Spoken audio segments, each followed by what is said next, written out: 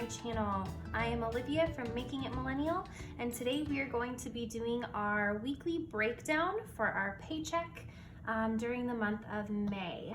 Today it is May 15th, meaning it is Friday, so for us it's payday, whoop whoop.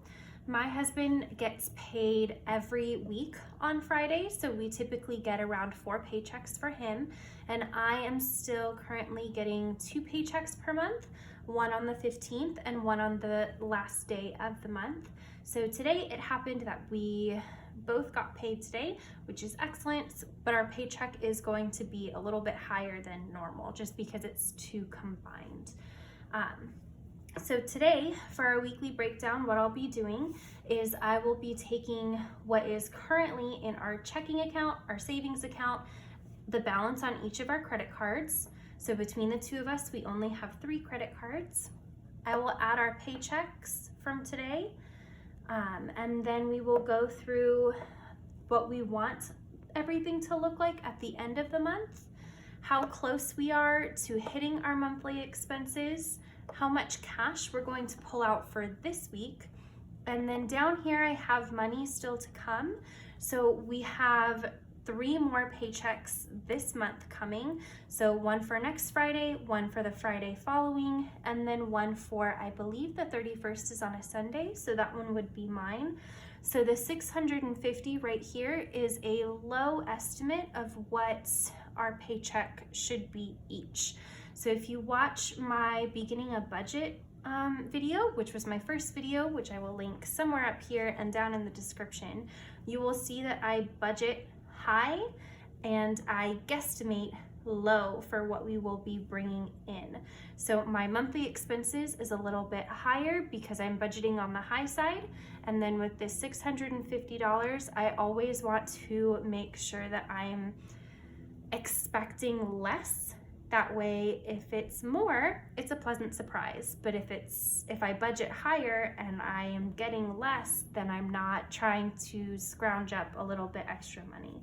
So with money still to come, the 650 times 3 is we still have around $1,950 coming in later this month. But right now, where we stand in our checking account, we have $3,268.35. In savings, we have $580.17.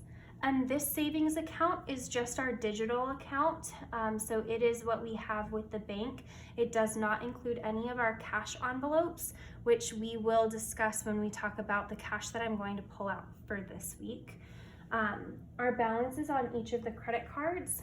Our credit card 1 has $175.58. Our second credit card has $4,084.20, and our third has $4,942.06. So we won't be able to get a super accurate reading on what we are actually going to put towards each credit card, but we will sort of every week during the weekly breakdown, we can see where we're at with that. We won't pay them off until the end of the month when all of the paychecks have come in, and we can do one kind of final sweep through our breakdowns and get the exact amount. But I like to every week kind of update and see what that number looks like. So for our paychecks combined today to equal $1,852.49. So our current total plus our paychecks from today gives us an amount of $5,120.84. You'll notice this minus $1,700. This is an awesome number to look at and think, woohoo, I have over $5,000 in my checking account. But realistically, at the end of every month, I have to pay $1,700 towards rent. So I never want to look at this amount and feel too comfortable with it. I always take out $1,700. That way I know rent is 100% taken care of and I don't have to factor that in anymore. So our current total minus our rent for the month gives us $3,420.84. So that is the number that we are actually going to be working with. So I'm going to move it over here just so it's a little bit easier to see. Okay. My next category that I'm going to move on to is my savings. I know my end goal for this month for savings is to have $750 in savings. So what I want to do to see how much I'd have to add to savings to get to this is I subtract $580.17 from $750, which gives me $169.83. So I subtract that from my checking so that I can add it to my savings. So this will give us a new balance of $3,251.01. So this is now our new balance and what we'll be working with. From here, what I want to do is I usually give myself around $200 for this credit card. So I'm going to budget in subtracting $200 from that credit card. So I'll take this new number, subtract 200,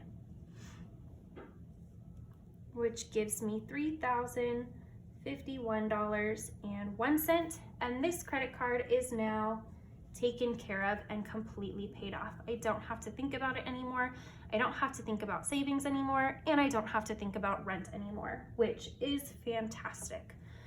From here, what I can do is I can see that I still have the $1,950 coming in, so I can add that to this new total to see that I will have around $5,001.01. So from this $5,001.01 total, I want to subtract $200 because that is how much cash I want to pull out this week. So I'm going to add my $200 there, subtract it from this new total, which gives me $4,801.01. So this is my new total. To make this a little bit less confusing and to give myself some more room, I'm going to erase this part and move my new total up here.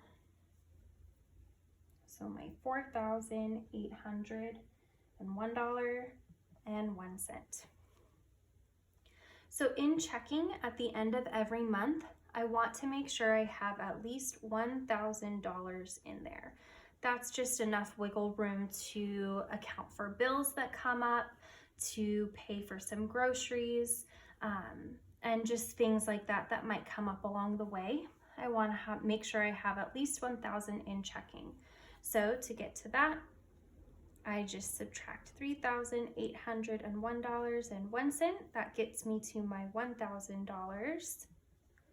And with this number right here, I am able to split it into two. So I divide that by 2 because I have 2 remaining credit cards, and I get $1,951. So each credit card is able to get a payment of $1,900.51 at this point. So if I take each of these numbers and subtract it, I'll be left with one credit card with $2,183.69 and another with $3,041.55. So I'll add that here for my end goal for the month.